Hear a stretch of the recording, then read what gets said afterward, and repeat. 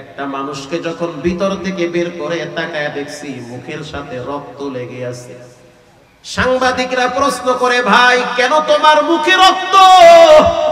বলে পানি না থাকার কারণে নিজের শরীর কামড়ায়া রক্ত বের করে জিহ্বা দিয়া চাইটা চাইটা খাইছি। কিয়ামতের ময়দানের সিমটম নমুনাগুলো ওখানে পাওয়া গেছি। এমনও যুবক বের করেছে যার হাত কাইটা বের করা লাগছে, এমনও যুবক বের করেছে যার পা কেটে বের করা লাগছে। কেন? ওয়াল পরে দেওয়াল পরে হাত পা বেঁকা হয়ে গেছে। এখন যদি টান মারে তাহলে হাত পা ছিঁড়ে নাড়ি ভুঁড়ি বের হয়ে যাবে। এজন্য ওখানে হাত কাইটা দেহ বের করেছে। হাত যাক, তারপরেও লোকটা বেঁচে থাকুক। এমনও যুবক দেখছি হসপিটালে যখন এনাম মেডিকেলে ভর্তি করলো, সাংবাদিকরা যখন বলল আপনার অনুভূতিটা কেমন, তখন যুবক বলে অনুভূতি হলো আল্লাহ যদি আরো একটা বার আমার সুযোগ দেয় তাহলে জীবনে কোনোদিন নামাজ ছেড়ে দিব না। যখন আমি ভিতরে ছিলাম তখন দুইটা জিনিসের প্রতি আফসোস ছিল। এক নম্বরের আফসোস, মা তুমি আমাকে মাফ করে দাও, কারণ মা বাবার সাথে বেয়াদবি করলে তখন অবস্থা ভয়াবহ হয়ে যায়। মৃত্যুর আগে আগে তার যন্ত্রণা আরো বেড়ে যায়। যেই সন্তান মা বাবার সাথে বেয়াদবি করবে মৃত্যুর সময় তার যন্ত্রণা আরো বেড়ে যাবে। দুই নম্বরে যারা ইচ্ছা করে নামাজ ছেড়ে দিবে। আপনি জিনা করলেও নামাজ পড়া লাগবে। হুজুর আমি মিথ্যা বলি, মিথ্যা বলেন তারপরও নামাজ পড়া লাগবে। হুজুর আমি হারাম খাই, খান তারপরও নামাজ পড়া লাগবে। হুজুর আমি সমাজের সবচেয়ে খারাপ যুবক, তারপরেও নামাজ পড়া লাগবে। বিশ্বাস করেন একটা টাইমে খারাপ জিনিস থাকবে না, নামাজই থেকে যাবে। গত বছর আপনারা পত্রিকায় দেখছেন ঢাকা থেকে লঞ্চ বরিশালে যাওয়ার সময় লঞ্চে আগুন লাগছিল। সেখানে এমনও যুবক ছিল যার বিবাহ কালকে হবে, হাতে মেহেদি লাগাইছে। লঞ্চের ভিতরে আগুন লাইগা সেই যুবকও কয়লা হয়ে গেছে। মৃত্যুর আগে আগে তার মায়ের সাথে শেষ কথা, ও মা যতদিন আমি নামাজ ছেড়ে দিয়েছি আমার নামাজগুলা তুমি গোপনে গোপনে আদায় করে দিও। আর আমার মৃত্যুর পর আমার চেহারাটা যেন মানুষ না দেখে, কারণ আমি পড়তে পড়তে হয়তো আমার চেহারার রং থাকবে না, কালো হয়ে যাব। মসজিদের পাশে আমার লাশটারে দাফন কইরো, নামাজিওয়ালা মানুষ যেন আমার কবরের পাশে দাঁড়ায় একটু জিয়ারত করে। قال النبي صلى الله عليه وسلم من يرد الله به خيرا يفقهه في الدين أو كما قال النبي عليه الصلاة والسلام سبحانك لا علم لنا إلا ما علمتنا إنك أنت العليم الحكيم رب اشرح لي صدري ويسر لي أمري واحلل عقدة من لساني يفقه قولي صلى الله عليه وسلم الحمد لله ঐতিহ্যবাহী দাইমার খিল ইসলামী যুব কাফেলার উদ্যোগে আয়োজিত দ্বিতীয় বার্ষিক ইসলামী মহাসম্মেলনের মুহতারাম সম্মানিত সভাপতি হযরতুল আল্লাহ মাওলানা আব্দুল মুবিন সাহেব বারাকাল্লাহু ফি হায়াতি, আরো উপস্থিত আছেন মাওলানা আবুল হাসান দামাত বরকাতুহু। আজকের মাহফিলের সম্মানিত প্রধান মেহমান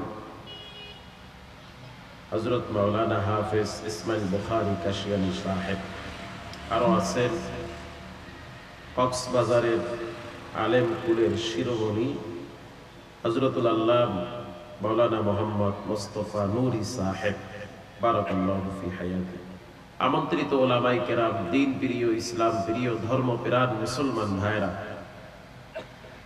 আল্লাহ জাল্লা জালালুহুর দরবারে অসংখ্য অগণিত শুকরিয়া যে মহান রব্বে কারীম আমাদেরকে দুনিয়ার হাজারো কর্মব্যস্ততাকে উপেক্ষা করে দলমত নির্বিশেষে হিংসাত্মক মনোভাব দূর করে এহকাল জীবনে শান্তি, পরকাল জীবনে মুক্তির সন্ধানে বেহেশতের বাগান, জান্নাতের বাগান, অত্যন্ত চমৎকার পরিবেশে মনোমুগ্ধকর একটি জায়গায় মাগরিবের নামাজের পরে অত্যন্ত গুরুত্বপূর্ণ একটি সময় দুনিয়ার সমস্ত কাজকর্ম থেকে বিরত হয়ে আল্লাহ তাআলার অনুগ্রহ দয়ার চাদরে আবৃত করে আল্লাহ আমাদেরকে এই মাহফিলে উপস্থিত হওয়ার তৌফিক দান করেছেন। এই জন্য ঈমানের আওয়াজকে বড় করে আবেগ ভরা কণ্ঠে দিল থেকে কালেমাতুশ শুকর আদায় করি, আলহামদুলিল্লাহ। দুরূদ ও সালাম বর্ষণ হোক সাইয়্যিদুল মুরসালিন, ইমামুল মুরসালিন, রাহমাতুল লিল আলামিন, সাইয়্যিদুল কাউনাইন, ফখরুল হুদায়া, শাহে মদিনা, মানবতার মুক্তির দূত, সর্বকালের সর্বশ্রেষ্ঠ মহামানব, যাকে আল্লাহ তাআলা হাউজে কাউসার উপহার দিয়েছেন, যার সুপারিশ ব্যতীত কোনো মানুষ জান্নাতে যেতে পারবে না, এমন একজন মহানবী, শ্রেষ্ঠ নবী, দামি নবীর উম্মত হওয়ার সৌভাগ্য আল্লাহ আমাদেরকে দান করেছেন।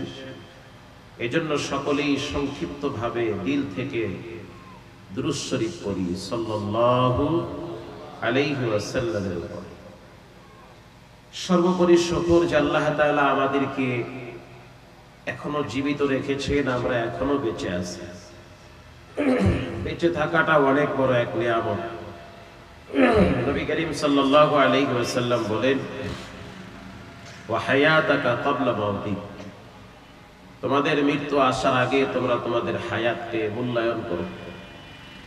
যে কোনো টাইমে মানুষের জীবনে মরণ নামের এক চূড়ান্ত সিদ্ধান্ত তার জীবনে চলে আসবে।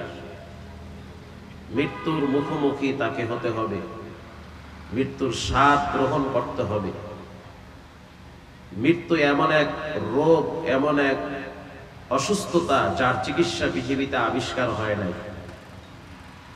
প্রতিদিন যেই হারে মানুষ মৃত্যুবরণ করে, প্রতিদিন যে সমস্ত মানুষ পৃথিবী থেকে বিদায় হচ্ছে, আল্লাহ তাআলা আমাদেরকে তাদের থেকে এখনো পর্যন্ত আলাদা করে সুস্থতার সহিত দ্বীনের নেসবতে ছোট্ট হায়াতের জিন্দেগির আজকের রাত্রটার কিছু সময়কে ভালো একটি পরিবেশে দ্বীনি মজমায় কোরআন সুন্নাহ ভিত্তিক দুই চারটা কথা আমলের নিয়াইতে শ্রবণ করার জন্য মাগরিবের নামাজের পরে আজকের এই প্যান্ডেলে আসা ও বসার তৌফিক দান করেছেন।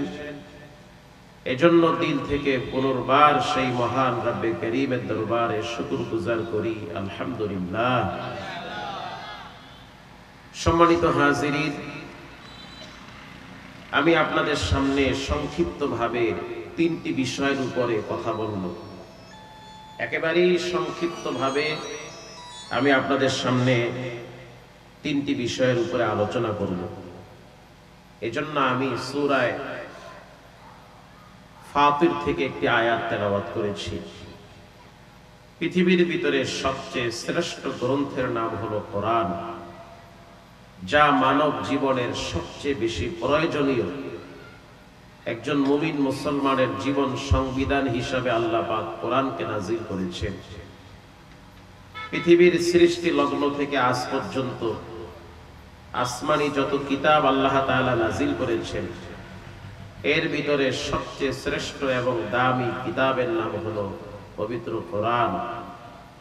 নবী করিম সাল্লাল্লাহু আলাইহি ওয়াসাল্লাম বলেছেন, খায়রুকুম মান তাআল্লামাল কুরআন ওয়া আল্লামা, যারা কোরআন শিখে এবং অন্যকে শিখায়, যারা নিজেরা কোরআন তেলাওয়াত করে, কোরআন মোতাবেক জীবন চালায়, কোরআন অনুযায়ী ব্যক্তি জীবন, পারিবারিক জীবন, সামাজিক জীবন, অর্থনৈতিক জীবন, এমনকি রাষ্ট্রীয় জীবন, গণভবন, বঙ্গভবন, পার্লামেন্ট, সচিবালয় যারা কোরআন মোতাবেক পরিচালনা করে, আল্লাহর রাসূল বলেন পৃথিবীর ভিতরে তারাই হলো সবচেয়ে শ্রেষ্ঠ এবং তারাই হলো সবচেয়ে দামি। বলেন সুবহানাল্লাহ।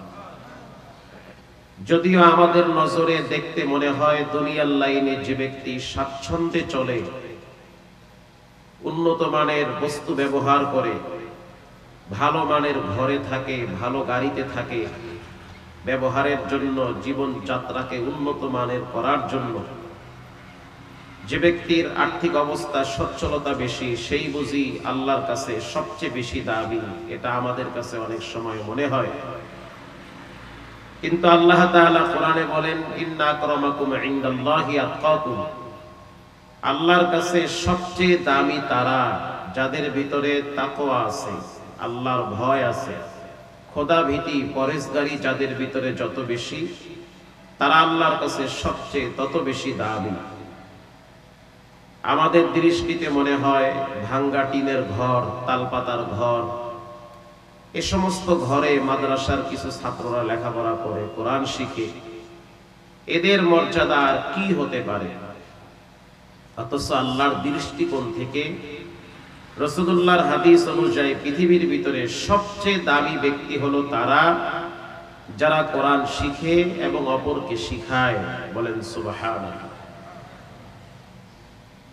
ঢাকা শহরের অলিতে গলিতে যেই পরিমাণ পাপাচার হচ্ছে, চট্টগ্রাম, সাতকানিয়া, লোহাগাড়া, কর্ণফুলী, কক্সবাজার, এ সমস্ত এলাকায় নয়, শুধু সারা বাংলাদেশে প্রতিটা শহরে যেই পরিমাণ আকাম কুকাম চলে, যেই পরিমাণ অপরাধ হয়, যেই পরিমাণ পাপাচার হয়, এতে তো আল্লাহ তাআলা ক্যালিফোর্নিয়ার মতো আগুন দিয়ে ধ্বংস করে দেওয়ার কথা।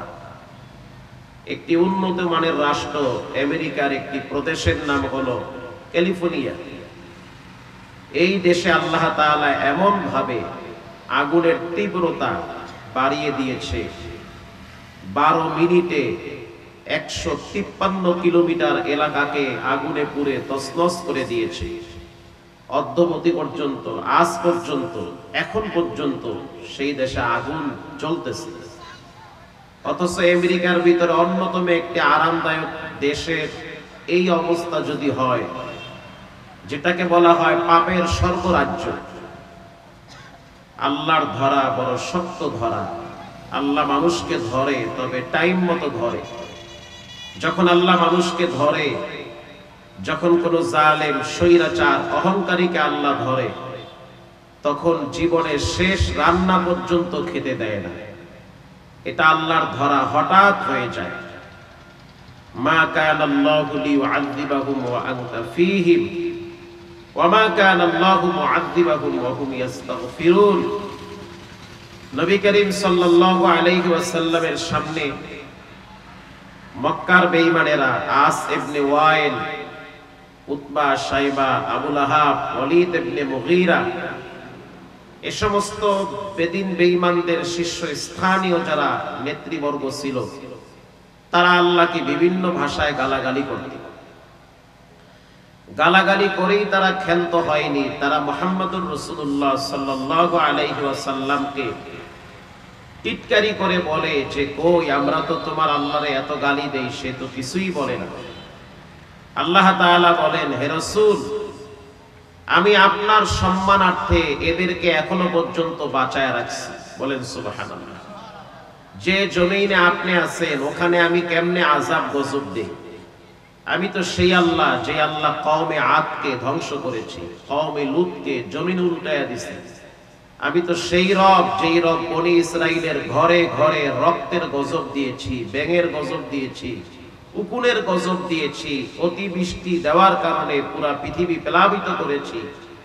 আমি তো সেই রব, যেই রব বৃষ্টির সাথে আগুনের বৃষ্টি বর্ষণ করেছি। আমি তো সেই রব।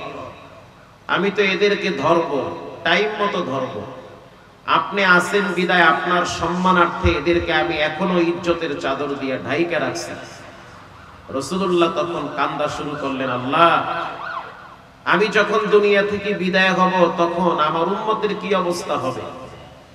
এখন না হয় আমি বেঁচে আছি, আমি যখন থাকবো না, আমার ওফাত যখন হবে, তখন আমার উম্মতেরা তো পাপাচারে লিপ্ত হবে।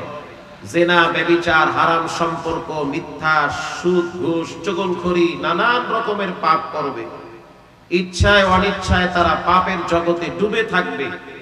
ঘরে ঘরে পাপ চলবে। রাত্র ৩টা ৪টা পর্যন্ত বেডরুমের ভিতরে নাফরমানি চলবে। বাবা এক রুমে অপরাধ করে, মেয়ে আর এক রুমে, স্ত্রী আর এক রুমে, প্রতিটা ঘর ম্যাক্সিমাম পাপের স্বর্গরাজ্য হয়ে গেছে। তখন তো আপনি এদের উপরে আযাব দিবেন, শাস্তি দিবেন, এদেরকে আপনি মাটির সাথে ধসায়া দিবেন, এদের চেহারাগুলো আপনি শুকর বানায়া দিবেন, এদের চেহারা বিকৃত করবেন। তখন আল্লাহ তাআলা বলেন, ওয়ামা কানা আল্লাহু মুআযযিবাহুম ওয়া হুম ইস্তাগফিরুন। যদি আপনার উম্মতদের বিবেক বুদ্ধি থাকে, ন্যূনতম যদি জ্ঞান থাকে, তারা পাপ করার পরে যদি তওবা করে, ইস্তেগফার করে, আমার কাছে গোপনে ক্ষমা চায়, আমি আল্লাহ তাদেরকে আরো কিছুদিন দুনিয়াতে বাঁচায় রাখবো। সুবহানাল্লাহ বলেন।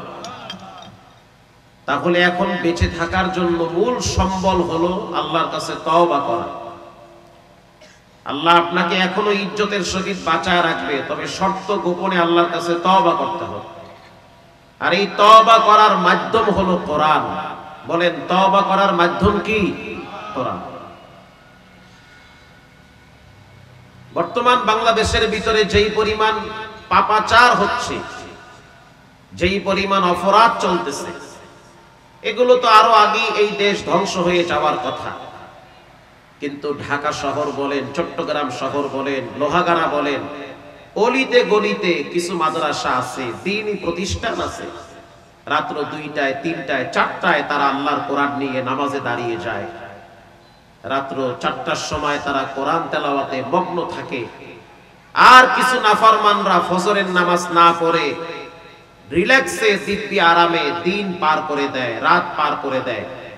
আল্লাহ তাআলা এই সমস্ত কোরআনওয়ালাদের কারণে এখনো পর্যন্ত আমাদের মতো পাপী বান্দাদেরকে বাঁচায় রাখছে। কথা ঠিক না ব্যাঠিক? এখনো আল্লাহ ইজ্জতের সহিত আমগো বাঁচায় রাখছে। এজন্য রব্বুল আলামিন বলেন,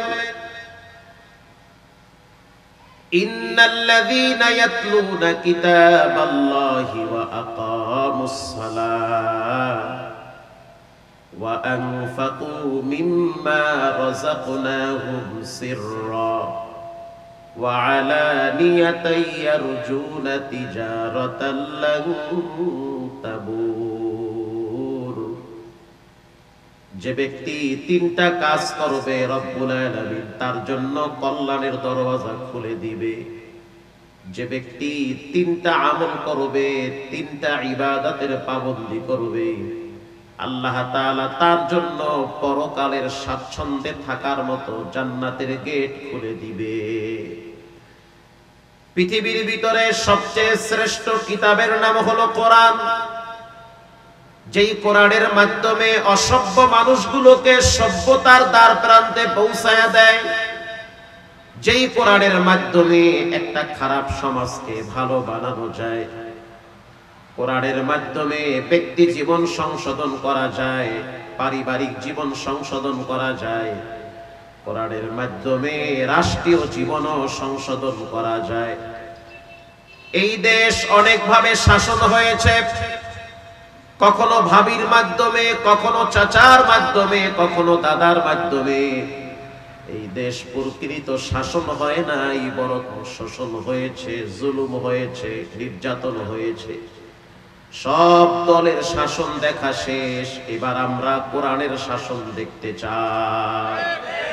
আস্তে বলবেন না, জোরে বলেন। সব দেখা শেষ, এবার চাই এদেশের পার্লামেন্ট থেকে কোরআনের আওয়াজ বের হোক।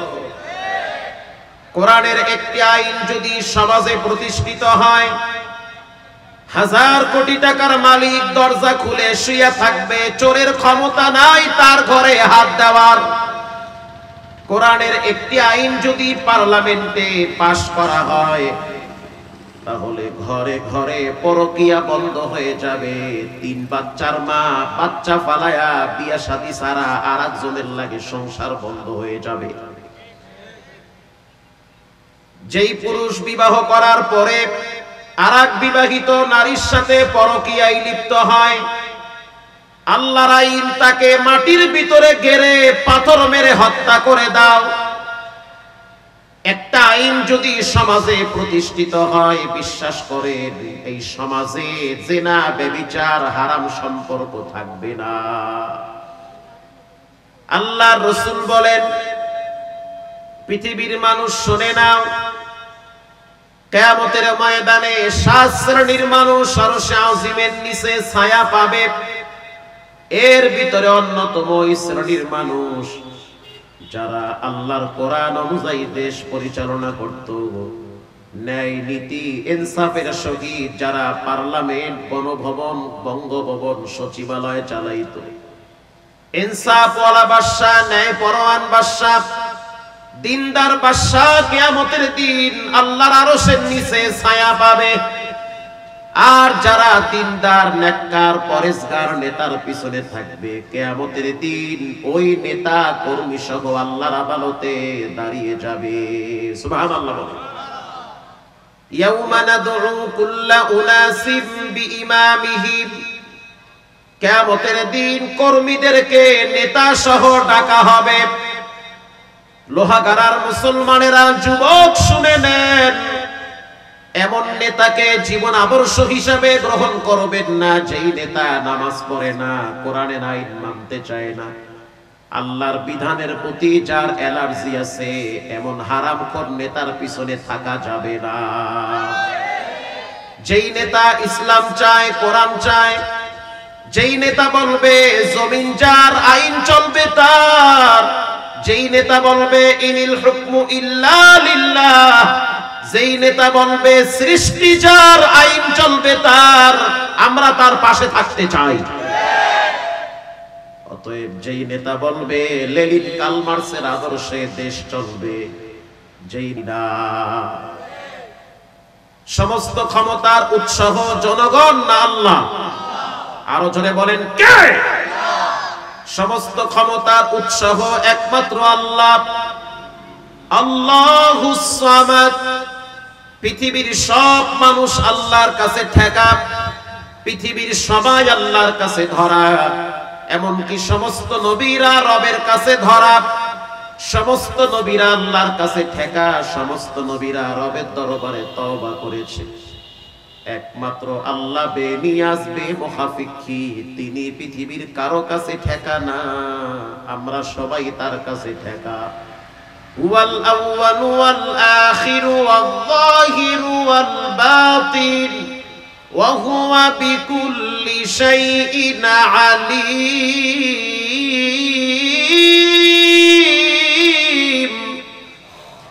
আল্লাহ রাব্বুল আলামিন শুরুতেও ছিল, এখনো আছে, ভবিষ্যতেও থাকবে। তার কোনো ক্ষয় নাই, কোনো লয় নাই, কোনো অক্ষমতা নাই, কোনো দুর্বলতা নাই। তিনি হলেন সুবহান, তিনি হলেন পবিত্র, একাচ্ছত্ব ক্ষমতার মালিক। তিনি হলেন কে? প্রিয় ভাইয়েরা আমার, ইন্নাল্লাযীনা ইয়াতলুনা কিতাবাল্লাহ, নিশ্চয়ই যারা আল্লাহর কোরআনের তেলাওয়াত করে। এই আয়াতের ব্যাখ্যায় আব্দুল্লাহ ইবনে আব্বাস রাদিয়াল্লাহু তাআলা আনহু রাইসুল মুফাসসিরিন তিনি বলেন, শুধু কোরআনের আয়াত তেলাওয়াত করলে হবে না, কোরআন দিয়া খালি খতম করলে হবে না, কোরআন মুখস্থ করলে হবে না। কোরআন শুধু মসজিদে থাকার জন্য আসে নাই, মাদ্রাসায় থাকার জন্য আসে নাই, কোরআন সংসদেও যেতে এসেছে। কোরআন পার্লামেন্টেও যাবে, সচিবালয়ে যাবে, বঙ্গভবনে যাবে, গণভবনে যাবে। কোরআন দ্বারা একটা দেশ আলোকিত করা সম্ভব। কোরআনের আইন যদি সমাজে প্রতিষ্ঠিত হয়, এই সমাজের নেতা খেতা চামচারা এ দেশের সম্পদ লুটে পুটে খেতে পারবে না। এজন্য কোরআনের শাসন দরকার। যেই সমাজের মানুষ আল্লাহকে ভয় করে, যেই সমাজের নেতা নেত্রী এমপি মন্ত্রীরা যদি আল্লাহরে ভয় করে, ওই সমাজের চিত্রটা পাল্টে যাবে। রাসূলুল্লাহর যুগে আল্লাহর হাবিবের দরবারে একটা বিচার আসছে, কুরাইশ বংশের অথবা ভিন্ন এক দামি বংশের এক নারী চুরি করেছে। চুরি করার পরে শরীয়তের আইন তার হাত কেটে দাও। আস-সারিকু ওয়াস-সারিকাতু ফাকতাউ আইদিয়াহুমা, নারী হোক পুরুষ হোক যদি চুরি করে তাহলে তার হাত কেটে দাও। বলেন আইনটা মানুষের না আল্লাহর? হাত কেটে দাও। সাহাবায়ে কেরাম পরামর্শ করলো, এমন একজন নারী চুরি করেছে যার হাত কাটা গেলে বংশগতভাবে অনেকের মর্যাদা নষ্ট হয়ে যাবে, বংশের মর্যাদা থাকবে না, ইজ্জতের গোড়ায় পানি থাকবে না। অতএব রাসূলুল্লাহ রে দেখো কেউ সুপারিশ করে এই হাত কাটা বিচারকে মওকুফ করা যায় কিনা, এই শাস্তিকে মাফ করা যায় কিনা। আল্লাহর নবীর দরবারে রাসূলুল্লাহর পালক নাতি উসামা বিন যায়েদ রাদিয়াল্লাহু তাআলা আনহু নবীর দরবারে গেল। ওগো আল্লাহর হাবিব, আপনার দরবারে একটা সুপারিশ নিয়ে আসছি। একজন নারী চুরি করেছে, তার হাত কাটার বিচারটা মওকুফ করা যায় কিনা। আল্লাহর নবীর চেহারা লাল হয়ে গেছে, রাসূলুল্লাহর চেহারা মলিন হয়ে গেছে। আল্লাহর নবী ঠেক দিয়া বসা ছিল, তিনি শক্ত হয়ে মাজায় ভর দিয়ে বসেছে।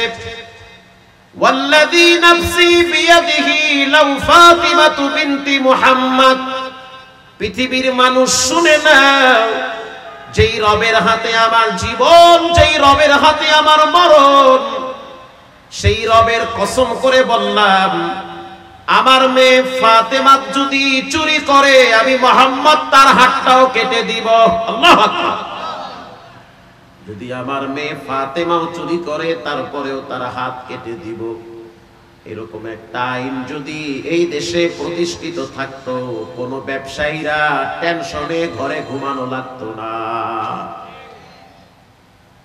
আল্লাহ রাব্বুল আলামিন কোরআনের ভিন্ন আয়াতে বলেন, وَنُنَزِّلُ مِنَ الْقُرْآنِ مَا هُوَ شِفَاءٌ وَرَحْمَةٌ لِّلْمُؤْمِنِينَ। আল্লাহ রাব্বুল আলামিন বলেন, কোরআন হলো ঔষধ, কোরআন হলো বাতি। যেই ঘরে কোরআন থাকবে, যার ব্যক্তি জীবনে কোরআন থাকবে, সামাজিক জীবনে কোরআন থাকবে, অর্থনৈতিক জীবনে কোরআন থাকবে, তার জীবনকে হেদায়েতের নূরে আলোকিত করে দিবেন কে? আল্লাহু আকবার বলেন।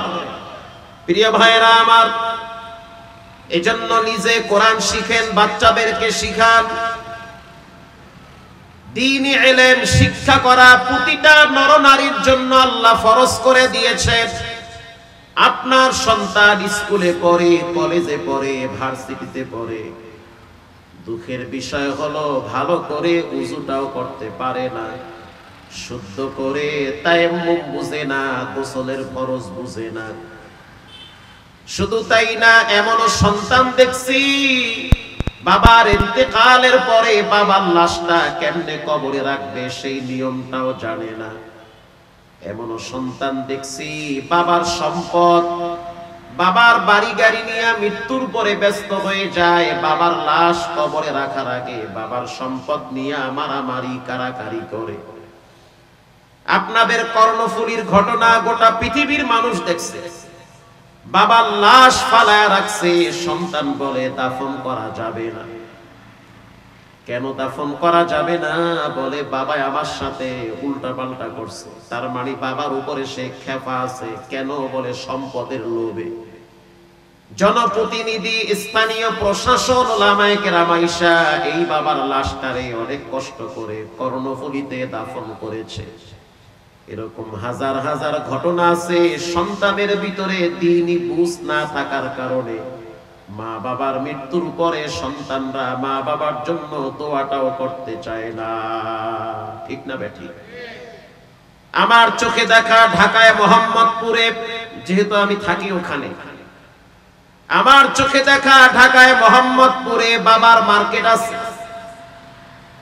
বাবার বাড়ি হলো কেরানীগঞ্জ কলাতিয়া। বাবার 1000 কোটি টাকার সম্পদ, খাওয়ার মানুষ নাই, মাত্র 2টা ছেলে 4টা মেয়ে, এটা নিয়েই তার পরিবার, অথচ 1000 কোটি টাকার সম্পদ রেখে গেছে। বাবার মৃত্যুর 21 দিন আগে হসপিটালে বাবা শুয়েছিল, আইসিইউতে রাখা হয়েছিল। বাবার মৃত্যুর পরে ডাক্তার বলেছে আইসিইউর বিল উঠছে প্রায় 12 থেকে 14 লক্ষ টাকা। যদি লাশ নিতে চান হসপিটালের বিল পরিশোধ করা লাগবে। 2টা ছেলে, 2টাই হলো না ফারমান। 2টা ছেলে গিয়া বলল, মরা বাবার লাশ নিতে গেলে আবার টাকা লাগবে কেন? বাবাই তো মইরা গেছে, লাশ নিতে আবার টাকা লাগবে কেন? বলে, চিকিৎসা করছি না, টাকা লাগবে না, আইসিইউতে রাখছি না, তারে তো অক্সিজেন দেওয়া হইছে। এবার বড় সন্তান বলে, টাকাও দিব না, লাশও নিব না। কি সুবহানাল্লাহ, নাউজুবিল্লাহ। টাকাও দিব না, লাশও নিব না। চিন্তা করে দেখেন সামাজিক অবস্থা, ছেলেমেয়ের মাইন্ড কোথায় চলে গেল। এই সমাজের অধিকাংশ ছেলে মেয়েরা শিক্ষিত হয়, তবে মানুষ হয় না, অমানুষ হয়। হওয়ার পিছনে অন্যতম কারণ হলো এগুলারে নষ্ট বানায় মা বাবা। কারণ দুনিয়ার শিক্ষার জন্য মা বাবা যেই পরিমাণ ছেলে মেয়েদেরকে প্রেসার দেয়, সকালবেলা সন্তান কোচিং এ না গেলে মা বাবায় যেই পরিমাণ ধমক দেয়, প্রাইভেটে না গেলে বাবায় ধমক দেয়, কোচিং এ না গেলে বাবায় ধমক দেয়, বিশ্বাস করেন নামাজে না গেলে এর অর্ধেক ধমক দেয় না। কথা ঠিক না বেঠি? আপনার হাতের কামাই আপনি খাইবেন। এই শেষ বয়সে এই দোষ দিয়েন না যে আমার পোলা মাইয়া আমার জিগায় না। আপনার নিজের কামাই, এটা কামাই করছেন নিজে, নিজের পায়ে নিজে কুড়াল দিচ্ছেন। আমরাও তো মা বাবার ছেলে মেয়ে, আমরা তো ফাইজলামি করি না, আপনারটাই করে কামাই। প্রিয় ভাইরা আমার, যেই মা বাবা সন্তানকে রবকে চিনায় না, রসুলকে চিনায় না, যেই বাপ সন্তানকে নবীকে চিনায় না, আল্লাহকে চিনায় না, কোরআন চিনায় না, ইসলাম চিনায় না, একটা টাইমে দেখবেন ওই সন্তান মা বাবাকেও চিনবে না। আমি তো বাংলাদেশের অধিকাংশ বৃদ্ধাশ্রম গুলায় ঘুরে ঘুরে দেখছি, বৃদ্ধাশ্রম গুলার ভিতরে অধিকাংশ শিক্ষিত সন্তানের মা বাবারা। সন্তান কি করে? বলে 2টা ছেলে, 2টাই ডাক্তার। সন্তান ইঞ্জিনিয়ার, ডক্টর, ব্যারিস্টার, এত বড় বড় শিক্ষিত, কিন্তু মা বাবার শেষ ঠিকানা হয় বৃদ্ধাশ্রমে। এর অন্যতম একটি কারণ হলো মা বাবা ছেলে মেয়েদেরকে সুশিক্ষা দিতে পারে না। প্রাইভেট কোচিং আর স্কুল কলেজ নিয়ে ব্যস্ত ছিল। দিনই বুঝ ছেলে মেয়েদেরকে দেওয়ার ক্ষেত্রে মা বাবায় সবচেয়ে বেশি অলসতামি করছে। প্রিয় ভাইয়েরা আমার, কেরানীগঞ্জে বাবার লাশ নেওয়ার জন্য মেয়ে 3টা বাবার সেই হসপিটালের সামনে দাঁড়িয়ে আছে। 4টা মেয়ে ছিল বাবার। সন্তানদের কথা হলো, মেয়েরা বলেছে, বাবাই যেহেতু 1000 কোটি টাকার সম্পদ রেখে গেল, মাত্র 14 লক্ষ টাকা বিল উঠছে, এটা তো আমাদের 10টা দোকান ভাড়াই বছরে পাই। তার চেয়ে একটা কাজ করি, আমাদের 4 বোনের ভাগে যেই দোকানগুলা পড়ছে 6 মাসের ভাড়া একসাথে জমা করে হসপিটালের বিল দিয়ে বাবার লাশ নিয়ে আমরা দাফন করব। সাধারণত মেয়েরা বাবার ভক্ত বেশি হয়, ঠিক না বেঠি? এজন্য মেয়েদেরকে বেশি ভালোবাসবেন। আল্লাহর রাসূল বলেন, কেউ যদি মেয়ে সন্তানকে বেশি ভালোবাসে, তার প্রতি কেয়ারফুল হয়, কেউ যদি কন্যা সন্তানকে লালন পালন করে বড় বানায়, কেউ যদি কন্যা সন্তানকে লালন পালন করে সুশিক্ষা দিয়ে ভালো পাত্রস্থ করে, আল্লাহর রাসূল বলেন কিয়ামতের দিন সে আমি রাসূলের সাথে একই জান্নাতে থাকবে, মাঝখানে কোনো পার্টিশন থাকবে না। ইন্নাল্লাযীনা ইয়াতলুনা কিতাবাল্লাহ যারা কোরআন তেলাওয়াত করে তাদের জন্য জান্নাতের গেট খুলে দিবেন কে? হাদিসে আসছে আল্লাহর রাসূল বলেন, কোন মানুষ যদি প্রতিদিন ঘুমাবার আগে সূরা মুলক তেলাওয়াত করে, তাবারাকাল্লাযী বিয়াদিহিল মুলক ওয়া হুয়া আলা কুল্লি শাইইন কাদির। আল্লাহর রাসূল বলেন, কেউ যদি ঘুমাবার আগে সূরা মুলক তেলাওয়াত করে, এই সূরাটা কবরের ভিতরে তারে আলো দিয়ে কবরে আরামে রাখবে। কবরের বাতি হলো সূরা মুলক। সুবহানাল্লাহ। কবরের বাতি সূরা মুলক তেলাওয়াত করবেন। হাদিসে আসছে কিয়ামতের ময়দানে সূরা মুলক বান্দাকে নিরাপত্তা দিয়া জান্নাতের সামনে দাঁড়ায় থাকবে আর রবের সাথে সুপারিশ করার জন্য কথা বলবে। আর কোন ব্যক্তি যদি প্রতিদিন ঘুমাবার আগে সূরা তাকাসুর তেলাওয়াত করে, আল্লাহর রাসূল বলেন 1000 আয়াত তেলাওয়াত করার নেকি তার আমলনামায় জমা হবে। এগুলাই হলো পরকালের পুঁজি, কবরের বাতি, নিজের ব্যক্তিগত আমল, ছোট ছোট সূরা, এগুলাই হলো জান্নাতে যাওয়ার উসিলা। প্রিয় ভাইয়েরা আমার, হাদিস শরীফে আসছে যখন কোন মানুষ জিহ্বা লড়াইয়া সূরা ইখলাস 10 বার পড়ে, গত কয়েক বছর না কয়েক মাস আগে অক্টোবরের দিকে আমি আর মুফতি আরিফ বিন হাবিব সাহেব দুইজনে একটা হাউজিং এর ভিতরে ঢুকছি দেখার জন্য। হাউজিং মধু সিটির ভিতরে গিয়া দেখলাম বিশাল বড় বড় বিল্ডিং, 7 তলা 10 তলা 11 তলা, উপরের দিকে চাইলে টুপি খুললে যায়, এত বড় বড় বিল্ডিং, চোখ ধাঁধানো বিল্ডিং। মানুষ বলতে তো সবার ভিতরে লোভ আছে, কার মনে না চায় একটা বিল্ডিং বানাই? কেউ যদি কয় আমার মনে চায় না, এর মন হইছে পাথর, এর মনে কিছুই চায় না। প্রিয় ভাইয়েরা আমার, এবার যখন আমি বললাম ভাই এত চমৎকার বিল্ডিং, যদি মৃত্যুর আগে একটা বানাইতে পারতাম চমৎকার হইতো, জীবনযাত্রা অনেক সুন্দর হয়ে যেত। সে বলল ভাই যখন দুনিয়ার কোন লোভ লালসা ভিতরে চলে আসবে, আসাই তো স্বাভাবিক, সাথে সাথে সূরা ইখলাস 10 বার পড়বেন। আল্লাহর রাসূল বলেন 10 বার যদি সূরা ইখলাস পড়া হয়, পড়ার সাথে সাথে জান্নাতে একটা বিল্ডিং তৈরি হয়ে যায়। সুবহানাল্লাহ, জোরে বলেন। সূরা ইখলাস 10 বার পড়বেন। বড় লোকের বাড়ি গাড়ি বিল্ডিং দেখে আফসোস করবেন না, যখন খারাপ লাগবে সূরা ইখলাস 10 বার পড়বেন। দুনিয়ার বিল্ডিং এর টেম্পার দুর্বল, এক সময় বিল্ডিংও থাকবে না, বিল্ডিং এর নিচে মাটিও থাকবে না। এই যে আমেরিকার বড় বড় বিল্ডিং পুইরা ছাই বানায় মাটিতে ফালায় রাখছে আল্লাহ। তুরস্কে শত শত বিল্ডিং কে এক ধাক্কায় মাটির সাথে মিশায়া দিয়েছে। ইন্দোনেশিয়ায় পানির আঘাতে এক ধাক্কায় 5 লক্ষ মানুষকে আল্লাহ পানিতে ভাসায়া দিছে। তো দুনিয়ার বিল্ডিং, টাকা পয়সা, বাড়ি গাড়ি এক সময় থাকবে না, পুরা পৃথিবী একদিন তুলার মতো উড়বে। কথা ঠিক না বেঠিক? কিছুই থাকবে না। অতএব দুনিয়ার ফাও প্যারা নিয়া মনের ভিতরে অশান্তি রাখা কোনো লাভ নাই। তার চেয়ে নীরবে হালাল ভাবে জীবন চালান আর ফাঁকে ফাঁকে সূরা ইখলাস পড়েন। 100% নিশ্চিত কনফার্ম জান্নাতে আপনার জন্য আল্লাহ তাআলা ঘর তৈরি করে দিবেন।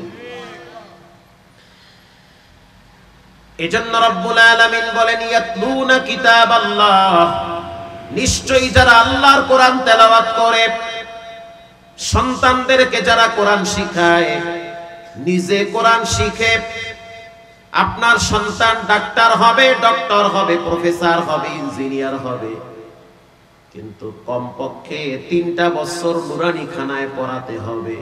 3টা বছর যদি পড়ান তাহলে ফরায়েজ আমলগুলো আপনার সন্তান আপনাকে নিয়ে ব্যস্ত থাকবে না, বরং আপনার সম্পদ নিয়ে মারামারি কারাকারি করবে।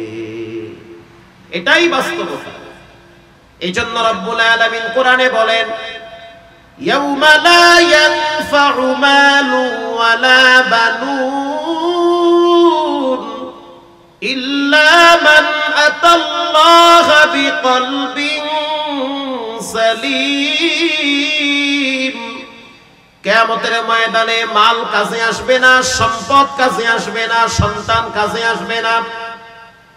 যেই সন্তানের জন্য পাগল হয়ে গেছেন, যেই সন্তানের জন্য খাদ্যে ভেজাল দেন, যেই সন্তানের জন্য লোনের টাকা নিয়ে বাড়ি বানাইছেন, যেই সন্তানের জন্য কিস্তিতে নাম লেখাইছেন, যেই সন্তানের জন্য আরেকজনের সম্পদ নিজের পকেটে নিছেন, যেই সন্তানের জন্য অবৈধ সম্পদ দখল করে বসে আছেন, যেই সন্তানের জন্য চাঁদাবাজি করেন, যেই সন্তানের জন্য টেন্ডারবাজি করেন, যেই সন্তানের জন্য গরিবের কাছ থেকে জোর কইরা রক্ত চুষে টাকা নেয়, এমন ডাকাত আছে না নাই? যেই সন্তানের জন্য নিজের আখের গুজার, বাচ্চা কাচ্চার ভবিষ্যতের জন্য ছেলে মেয়েদেরকে এস্টাবলিশ করেন, এই সম্পদ এমন একটা দিন আসবে কাজে আসবে না। শুধু সম্পদই কাজে আসবে না, ব্যাপারটা এমন না। আল্লাহ পাক বলেন মাল কাজে আসবে না, সন্তানও কাজে আসবে না।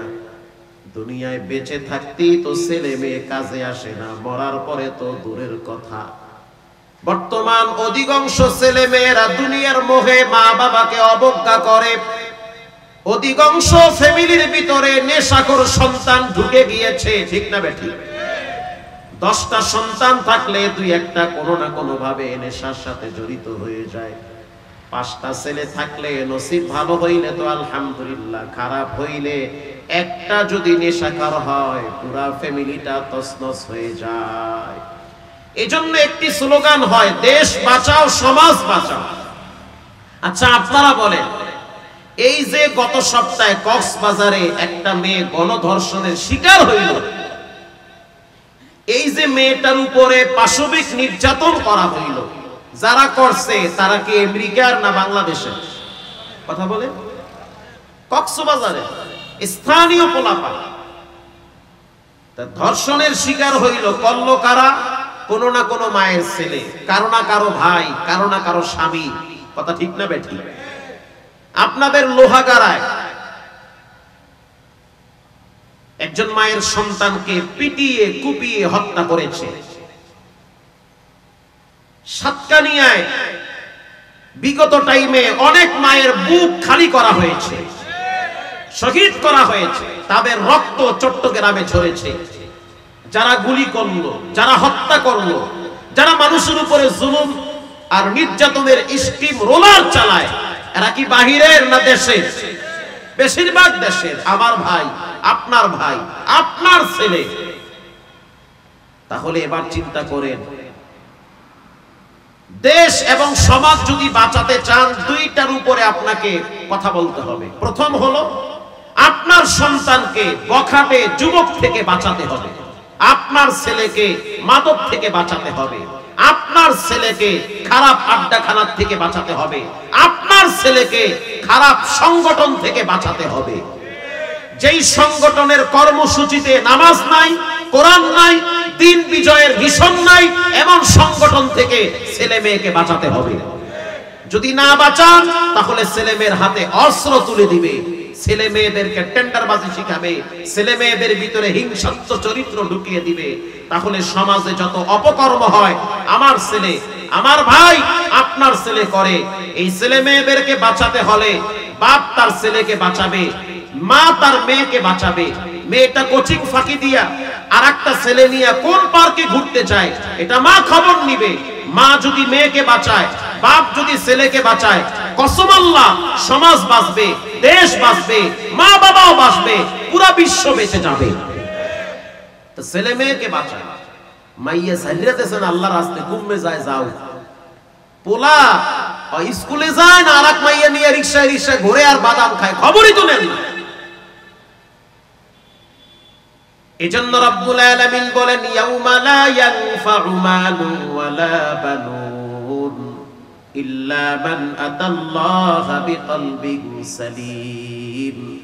কিয়ামতের ময়দানে মাল কাজে আসবে না, সন্তান কাজে আসবে না, ইল্লা মান আতাল্লাহা বিকলবিন সালিম, একমাত্র পবিত্র আত্মা কাজে আসবে। এজন্য নিজেকে পরিপূর্ণ আল্লাহর সামনে আত্মসমর্পণ করেন। নিজের হিসাব নিজে মিলান। আজকে আপনি মারা গেলে 2 দিন হয়তো আপনার ছেলে মেয়ে কাঁদবে, এরপরে আপনার হিসাব আপনার দেওয়া লাগবে। কষ্ট করে যেই সম্পদ কামাবেন হিসাব আপনার দেওয়া লাগবে, আর ভোগ করবে আপনার ছেলে মেয়ে। আল্লাহ পাক বলেন ইল্লা মান আতাল্লাহা বিকলবিন সালিম, একমাত্র পবিত্র আত্মা, রোগ মুক্ত আত্মা কাছে আসবে। আল্লাহু আকবার। এজন্য রব্বুল আলামিন বলেন যারা 3টা কর্মসূচি হাতে নিবে, 1 নম্বরে যারা নিয়মিত কোরআন তেলাওয়াত করবে। বর্তমান বাইতুল্লাহ শরীফের একজন পাওয়ারফুল ইমাম, প্রভাবশালী ইমাম, যার তেলাওয়াত শুনলে মানুষের ঘুম হারাম হয়ে যায়।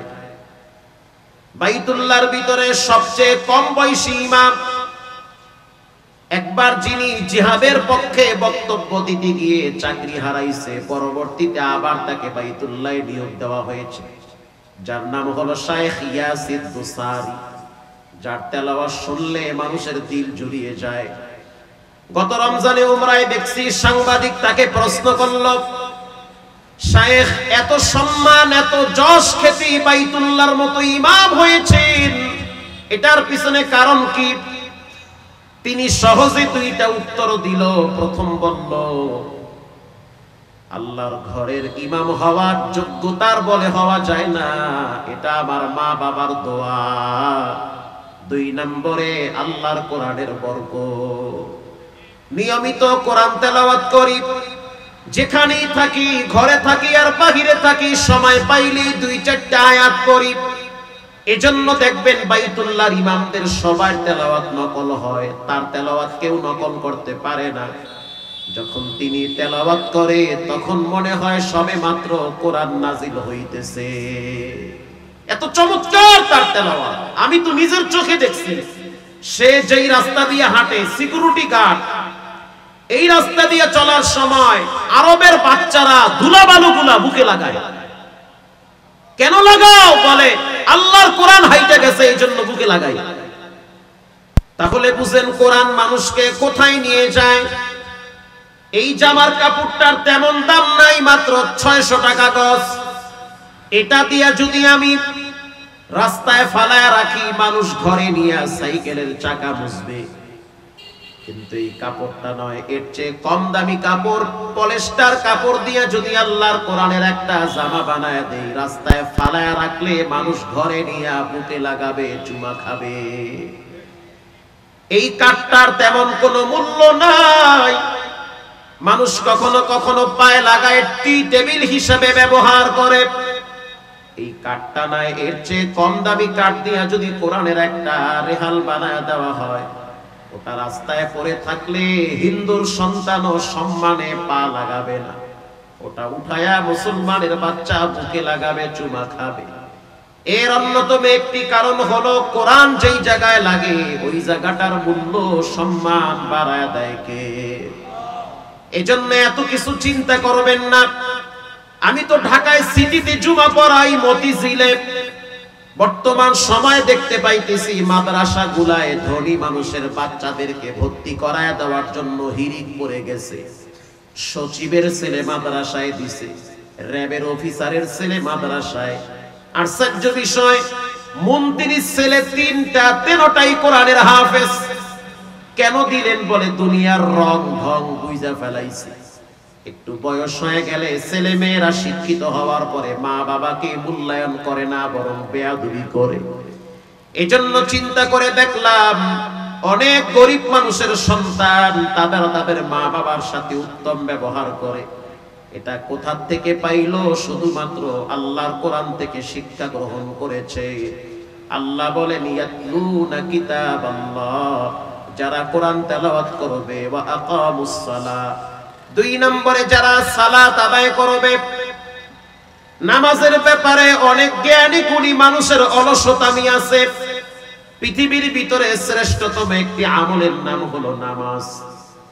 একটা মানুষ যখন মৃত্যুবরণ করে, তার লাশ যখন কবরে রেখে দেওয়া হয়, কবরে রাখার পর আপনাদের দিকের নিয়ম কেমন আমি জানি না, তবে আমগো দেশে দেখছি চেহারাটারে কেবলার দিকে ঘুরাইয়া দেয়। আপনাদের দেশে কই ঘুরায়? কেবলায়। চেহারাটারে কিবলার দিকে ফিরায় কেন দেওয়া হয়? এই জন্য দেওয়া হয় যে তুমি মরার আগে চেহারাটা কিবলার দিকে ফিরাইছো, মৃত্যুবরণ করার আগে তোমার চেহারাটা বাইতুল্লাহর দিকে ফিরে সিজদা দিয়েছো, মরার পরেও চেহারা বাইতুল্লাহর দিকে ঘুরাও। মরার আগে যদি চেহারাটা কিবলার দিকে না ফিরান, মরার পরে চেহারা কিবলায় ফিরায় লাভ নাই। কথা কন না কেন? লাভ আছে? কিসের লাভ? মরার পরে ফেরেশতারা বাটাম বাটা দিবে। মৃত্যুবরণ করার আগে চেহারাটা কিবলার দিকে ফিরান, আর কবরে যখন লাশ দাফন করে যার যার মতো বাড়িতে যাবে। কবর একটা ভয়ঙ্কর জায়গা। রাসূল বলেছেন কারো জন্য জান্নাতের বাগান অথবা কারো জন্য জাহান্নামের গর্ত। কে কোন বংশের, কে কোন গোত্রের এই পরিচয় চলবে না, যার হিসাব তারই দেওয়া লাগবে। প্রিয় ভাইরা, আবার কবরে প্রশ্ন করা হবে মান রব্বুকা, বলো তোমার রবের নাম কি? উত্তর দিতে হবে রব্বি আল্লাহ, আমার রব একজন। জোরে বলেন তিনি হলেন কে? প্রত্যেকটা জিনিসের প্র্যাকটিস ছাড়া বাস্তবতা হয় না, প্র্যাকটিস ছাড়া কোনো জিনিসের সফলতা আসে না। এখানে যারা বসা আছেন অধিকাংশ মাদ্রাসার ছাত্র বাদ দিলাম, যারা একেবারেই জেনারেল মানুষ আছে, অনেকে আছে যারা শুদ্ধ করে দেখে দেখে কোরআন পড়তে পারে না, আছে না নাই?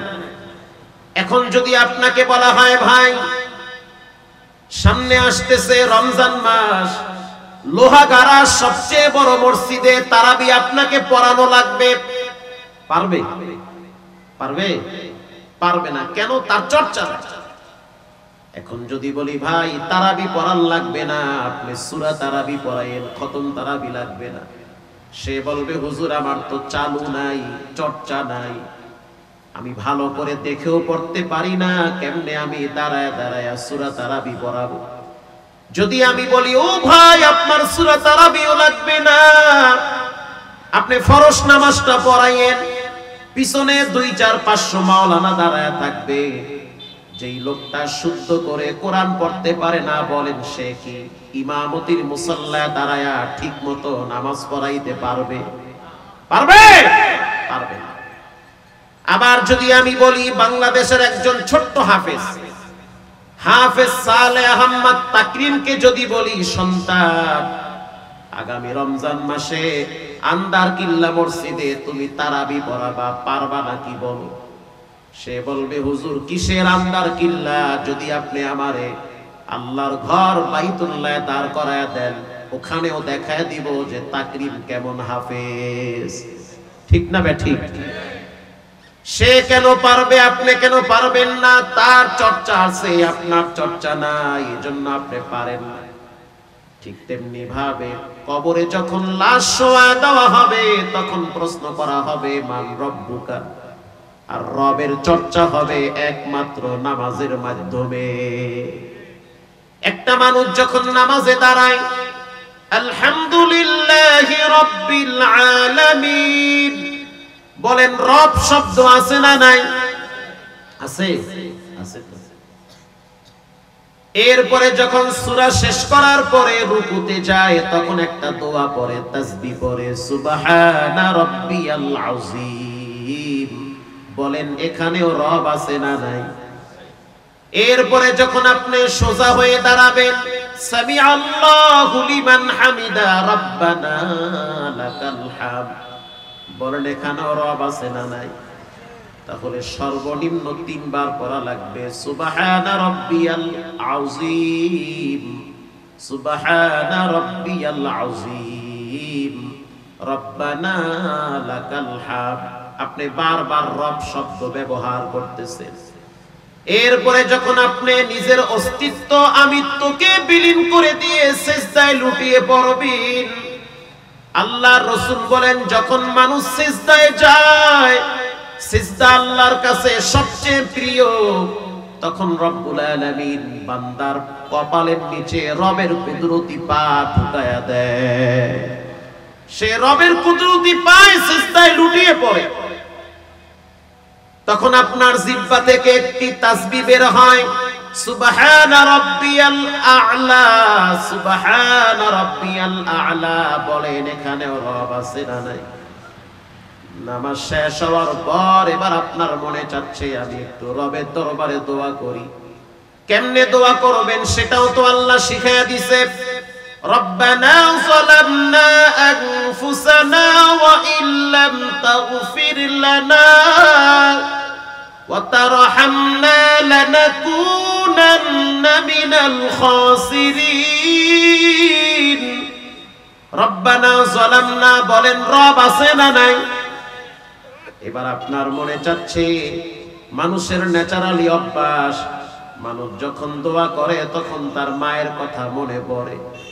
একটা মানুষ যদি ডাকাতও হয়, চোরও হয়, দুর্নীতিবাজও হয়, সবচেয়ে খারাপ ব্যক্তিও যদি হয়, আর ওই ব্যক্তির মা যদি কবরে চলে যায়, বিশ্বাস করেন নামাজের পরে যখন সে দোয়া করে অটোমেটিক তার মৃত মা বাবার চেহারা চোখের সামনে ভাসে। সে রবের দরবারে মায়ের জন্য দোয়া করবে, এটা আল্লাহ জানে। আল্লাহ শিখায়া দিছে, বলো বান্দা রব্বির হামহুমা কামা রব্বায়ানি সগীরা। আল্লাহু আকবার। তাহলে আপনি প্রতিটা বাক্য রব বলে বলে সময়গুলো এইভাবে অতিবাহিত করছে। যেই বান্দা প্রতিদিন 5 ওয়াক্ত সালাত আদায় করবে, এই 5 ওয়াক্ত নামাজের ভিতরে শত শতবার রব শব্দ আপনার আল্লাহ আপনার মুখ থেকে বের করে নেয়। আর আপনি যদি হঠাৎ মারা যান, আপনার লাশ যখন কবরে রাখবে, ফেরেশতারা যখন বলবে মান রব্বুকা, বলো তোমার রবের নাম কি, অটোমেটিক উত্তর আসবে আমার রব একজন, তিনি হলেন কে? এখানে যারা সাধারণ পাবলিক আছেন, যুবক যারা আছেন, তাদের জন্য আমার বয়ান, জীবনে যত অপরাধ করেন খবরদার কোনোদিন নামাজ ছেড়ে দিবেন না। কারণ একটা মানুষের মৃত্যুর টাইমে নামাজের কথা সবচেয়ে বেশি মনে পড়ে। রানা প্লাজা ভেঙ্গে পড়েছিল, আপনারা তো গিয়া দেখেন নাই, আমি তো গিয়া দেখছি মানুষের অবস্থা কত ভয়াবহ হয়েছে। সেই রানা প্লাজার ভিতরে 1 থেকে 1,500 মানুষ মারা গেল। বিশ্বাস করেন মনে হইতে আছে কিয়ামতের ময়দান কায়েম হয়ে গেছে। এক একটা মানুষকে যখন ভিতর থেকে বের করে তখন পানি পানি বলে চিৎকার মারে। এক একটা মানুষকে যখন ভিতর থেকে বের করে তাকায় দেখছি মুখের সাথে রক্ত লেগে আছে। সাংবাদিকরা প্রশ্ন করে, ভাই কেন তোমার মুখে রক্ত? বলে পানি না থাকার কারণে নিজের শরীর কামড়ায়া রক্ত বের করে জিহ্বা দিয়া চাইটা চাইটা খাইছি। কিয়ামতের ময়দানের সিমটম নমুনাগুলো ওখানে পাওয়া গেছি। এমনও যুবক বের করেছে যার হাত কাইটা বের করা লাগছে, এমনও যুবক বের করেছে যার পা কেটে বের করা লাগছে। কেন? ওয়াল পরে দেওয়াল পরে হাত পা বেঁকা হয়ে গেছে। এখন যদি টান মারে তাহলে হাত পা ছিঁড়ে নাড়ি ভুঁড়ি বের হয়ে যাবে। এজন্য ওখানে হাত কাইটা দেহ বের করেছে। হাত যাক, তারপরেও লোকটা বেঁচে থাকুক। এমনও যুবক দেখছি হসপিটালে যখন এনাম মেডিকেলে ভর্তি করলো, সাংবাদিকরা যখন বলল আপনার অনুভূতিটা কেমন, তখন যুবক বলে অনুভূতি হলো আল্লাহ যদি আরো একটা বার আমার সুযোগ দেয় তাহলে জীবনে কোনোদিন নামাজ ছেড়ে দিব না। যখন আমি ভিতরে ছিলাম তখন 2টা জিনিসের প্রতি আফসোস ছিল। 1 নম্বরের আফসোস, মা তুমি আমাকে মাফ করে দাও। কারণ মা বাবার সাথে বেয়াদবি করলে তখন অবস্থা ভয়াবহ হয়ে যায়। মৃত্যুর আগে আগে তার যন্ত্রণা আরো বেড়ে যায়। যেই সন্তান মা বাবার সাথে বেয়াদবি করবে মৃত্যুর সময় তার যন্ত্রণা আরো বেড়ে যাবে। 2 নম্বরে যারা ইচ্ছা করে নামাজ ছেড়ে দিবে। আপনি জিনা করলেও নামাজ পড়া লাগবে। হুজুর আমি মিথ্যা বলি, মিথ্যা বলেন তারপরও নামাজ পড়া লাগবে। হুজুর আমি হারাম খাই, খান তারপরও নামাজ পড়া লাগবে। হুজুর আমি সমাজের সবচেয়ে খারাপ যুবক, তারপরেও নামাজ পড়া লাগবে। বিশ্বাস করেন একটা টাইমে খারাপ জিনিস থাকবে না, নামাজই থেকে যাবে। গত বছর আপনারা পত্রিকায় দেখছেন ঢাকা থেকে লঞ্চ বরিশালে যাওয়ার সময় লঞ্চে আগুন লাগছিল। সেখানে এমন যুবক ছিল যার বিবাহ কালকে হবে, হাতে মেহেদি লাগাইছে। লঞ্চের ভিতরে আগুন লাইগা সেই যুবকও কয়লা হয়ে গেছে। মৃত্যুর আগে আগে তার মায়ের সাথে শেষ কথা, ও মা, যতদিন আমি নামাজ ছেড়ে দিয়েছি আমার নামাজগুলা তুমি গোপনে গোপনে আদায় করে দিও, আর আমার মৃত্যুর পর আমার চেহারাটা যেন মানুষ না দেখে, কারণ আমি পড়তে পড়তে হয়তো আমার চেহারার রং থাকবে না, কালো হয়ে যাব। মসজিদের পাশে আমার লাশটারে দাফন কইরো, নামাজিওয়ালা মানুষ যেন আমার কবরের পাশে দাঁড়ায় একটু জিয়ারত করে। প্রিয় যুবক ভাইয়েরা আমার, বর্তমান বাংলাদেশে যুবকদের মৃত্যুর হার সবচেয়ে বেশি। চট্টগ্রামে সীতাকুণ্ডে গত বছর দেখছেন কন্টেইনার বাস্ট হয়ে কত মানুষ মারা গেল। আপনাদের কক্সবাজার রোডে প্রায় দিন গাড়ি অ্যাক্সিডেন্টে মানুষের লাশ গাড়ি থেকে বের করে। আর যারা মুসলমান ঈমান আনছে কিন্তু নামাজ ঠিক মতো পড়ে না, এদের মৃত্যুর টাইমে নামাজের প্রতি আক্ষেপ আফসোস বেশি থাকে। আল্লাহ রাব্বুল আলামিন কোরআনে বলেন, ইন্নাল্লাযীনা ইয়াতলুনা কিতাবাল্লাহি ওয়া আকামুস সালাহ, নিশ্চয়ই যারা কোরআন তেলাওয়াত করে, নামাজকে নামাজের জায়গায় ঠিক রাখতে গেলে কোরআন পড়া লাগবে। কোরআন শুদ্ধ করে পড়তে গেলে আলেমদের কাছে আসতে হবে। আপনি একা একা চেষ্টা করেও পারবেন না। আপনি তো হরকত বুঝবেন না, মদ মাখরাজ বুঝবেন না, টান গুন্না বুঝবেন না। উস্তাদ ছাড়া একা একা কোরআন শুদ্ধ করা যাবে না। প্রয়োজনে মসজিদের ইমামের কাছে 10 মিনিট সময় দিয়ে তাকে কিছু হাদিয়া দিয়ে হলেও কোরআনটাকে শুদ্ধ করা লাগবে। নামাজ ভঙ্গের কারণ 19টা, এর ভিতরে অন্যতম একটি কারণ হলো নামাজে অশুদ্ধ পড়া। এজন্য রব্বুল আলামিন আগে কোরআনটাকে নিয়ে আসছে, ইয়াতলুনা কিতাবাল্লাহ, পৃথিবীর মানুষ তোমরা কোরআন তেলাওয়াত করবা। 2 নম্বরে নামাজ আদায় করবা। 3 নম্বরে ওয়া আনফাকু মিম্মা রাযাকনাহুম সিররা, আল্লাহ পাক বলেন 3 নম্বরে দান সাদাকা করবা। আস-সাদাকাতু তারুদ্দুল বালা, দান এমন একটা জিনিস, সাদাকা এমন একটা জিনিস যা মানুষের মাথার উপরের ঝুলন্ত বিপদ দূর করে দেয়। একটা পান কম খেয়ে 5টা টাকা দান করবেন, 1 কাপ চা কম খেয়ে 5টা টাকা দান করবেন। পারলে উপকার করেন, না পারলে ক্ষতি করবেন না। পারলে মানুষকে সালাম দেন, না পারলে সালাম দেওয়ার দরকার নাই, তবে সালাম দিয়ে কাছে এসে হাসি দিয়ে বাস দেওয়া যাবে না। কিছু মানুষ আছে খুব দরদ দেয়, আসসালামু আলাইকুম, ওরে আল্লাহ, কোলাকুলি ঠেলায় পরে দেখি বাস দেশে 3টা। পারলে উপকার করেন, না পারলে ক্ষতি করা যাবে না। প্রতিদিন একটা বিড়ি কম খেয়ে 5টা টাকা আল্লাহর রাস্তায় দান করবেন। চট্টগ্রামের মানুষ তো বিড়ি খায় মুড়ির মতো, কথা কন না কেন? হ্যাঁ, ঠিক কথা। আল্লাহর রাসূল বলেছেন তোমরা আতর লাগাও, মেসওয়াক করো। আরবাউন সুনানুল মুরসালিন, সমস্ত নবীদের আদর্শ হলো 4টা। এর ভিতরে আসিওয়াক অন্যতম একটি আদর্শ হলো মেসওয়াক করো। মেসওয়াক করলে কণ্ঠ ভালো থাকে, হাত ভালো থাকে। আগের যুগের মানুষদের পকেটে মেসওয়াক পাইতাম, আগের যুগের মানুষের পকেটে আতর থাকতো, মেসওয়াক থাকতো, তাসবিহ থাকতো। কিন্তু বর্তমান যুগের মানুষের পকেটে মেসওয়াক না থাকলেও বিড়িটা ঠিকই পাওয়া যায়, কথা কন না কেন? মেসওয়াক নাই, মেসওয়াক আলহামদুলিল্লাহ আমার পকেটে একটা। আমি মেসওয়াক ছাড়া জীবনে ওয়াজ করি না, এটা আমার অভ্যাস। গাড়িতে আছে 2টা, পকেটে একটা। মেসওয়াক কইরা যেই নগদ উপকার পাইছি, আমি তো এদের আমার জীবনের চেয়ে বেশি ভালোবাসি মেসওয়াকটাকে। যে ব্যক্তি কন্টিনিউ মেসওয়াক করবে, মৃত্যুর টাইমে তার জবানে কালেমা স্টার্ট হয়ে যাবে। কলেমা মনে থাকে, মরা তো লাগবে, হয় ট্রাকের নিচে, না হয় গাড়ির তলে, না হয় ঘরে, না হয় বাইরে, না হয় আগুনে, না হয় পানিতে। হঠাৎ তো একদিন মরণ হবে।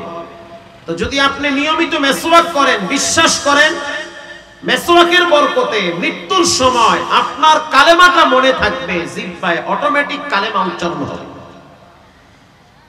প্রিয় যুবক ভাইরা আমার, জীবনে কোনোদিন নামাজ ছেড়ে দেওয়া যাবে না, ইনশাআল্লাহ বলেন।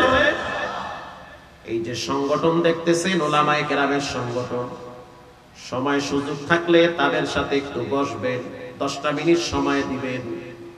মনের অশান্তগুলা দূর হয় আলেমদের কথার মাধ্যমে।